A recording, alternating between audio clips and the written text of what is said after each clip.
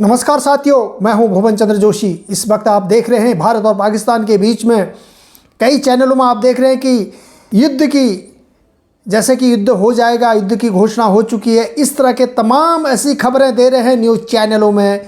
लेकिन अफवाहों से आप दूर रहें, क्योंकि ऐसा अभी कुछ नहीं हो रहा है। अगर ऐसा होगा तो भारत सरकार आपको सूचना दे देगी। भारत सरकार की वेबसाइट पर जाएं और भारत सरकार के जो प्रवक्ता हैं उनकी बात को सुनें और उसी पर अमल रखें।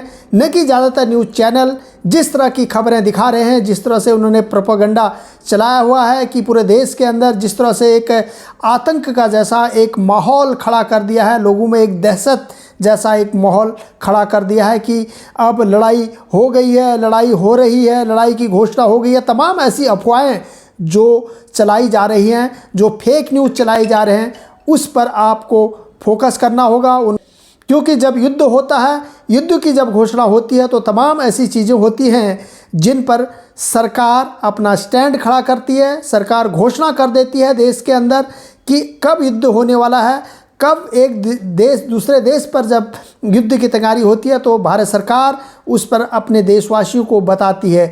जब तक भारत सरकार ये चीज़ न कहे कि अब युद्ध होने जा रहा है, तब तक आप इस पर कतई विश्वास न करें। न्यूज़ चैनलों पर कई चैनल बढ़ा चढ़ाकर अपनी बातों को रख रहे हैं और लोग काफ़ी कुछ परेशान भी हो रहे हैं। अगर दो देशों के बीच युद्ध होता है तो किन किन बातों का ध्यान रखना होता है और क्या क्या चीज़ आम जनमानस को समझनी होती है, आइए जानने की कोशिश करते हैं।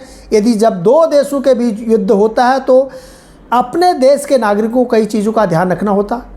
सबसे पहले उन्हें सुरक्षित जगह पर रहना चाहिए, जैसे कि किसी मजबूत इमारत या किसी सुरक्षित जगह में आपको सरकारी निर्देशों का पालन करना चाहिए और अफवाहों से बचना चाहिए।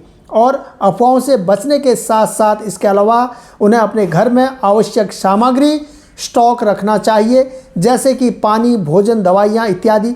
बहुत सारी ऐसी चीज़ें होती हैं जो घरेलू, उनको रखना चाहिए। यहाँ कुछ ऐसे अतिरिक्त सुझाव आपको दे रहा हूँ, इन सुझावों पर भी आपको ध्यान रखना चाहिए। जैसे सायरन को पहचानने की कोशिश करें। जब दो देशों के बीच कभी युद्ध होता है तो उसमें सायरन बजते हैं, तो अपने अपने देश में जब सायरन बजते हैं तो उन सायरनों को पहचानने की कोशिश करनी चाहिए। सायरन किस तरह से बजाया जाता है? सायरन का मतलब होता है कि खतरा आसपास ही है और सायरन बजने पर आपको तुरंत सुरक्षित जगह पर चले जाना चाहिए। दूसरा जो महत्वपूर्ण कार्य है वह है शांत रहना चाहिए। युद्ध के दौरान लोग घबरा सकते हैं, लेकिन शांत रहना महत्वपूर्ण है। शांत रहने से आसपास बेहतर तरीके से आप सोच सकते हैं और सही निर्णय भी ले सकते हैं। तीसरा है सुरक्षित जगहों पर रहें। जब तक खतरा टल न जाए, आपको लगेगा कि अभी तक खतरा हमारे ऊपर मंडरा रहा है, और तब तक आपको सुरक्षित जगह पर ही रहना चाहिए। किसी मजबूत इमारत या किसी सुरक्षित क्षेत्र में ही आपको रहना चाहिए। और चौथा है एक दूसरे की मदद करनी चाहिए। प्रशासन के लिए स्वेच्छा से सेवा करने के लिए उपलब्ध रहें। अनावश्यक जो हवाई जहाज या कोई भी जहाज आसमान के आसपास उड़ रहा है, आपके आसपास उड़ रहा है, तो उसमें आप उसकी लाइव वीडियो ना बनाएं और वीडियो बनाकर सोशल मीडिया पर इसको अपलोड ना करें, क्योंकि ये देश के लिए खतरा है, हमारी आर्मी के लिए खतरा है और देश हित के लिए ये सबसे ज़्यादा खतरा है।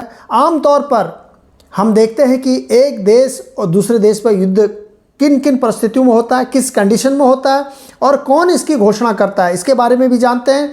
एक देश दूसरे देश पर युद्ध की घोषणा करने की प्रक्रिया आमतौर पर देश की सरकार या शीर्ष नेतृत्व के द्वारा किया जाता है। यह संसद, राष्ट्रपति या समकक्ष प्राधिकरण के माध्यम से होता है।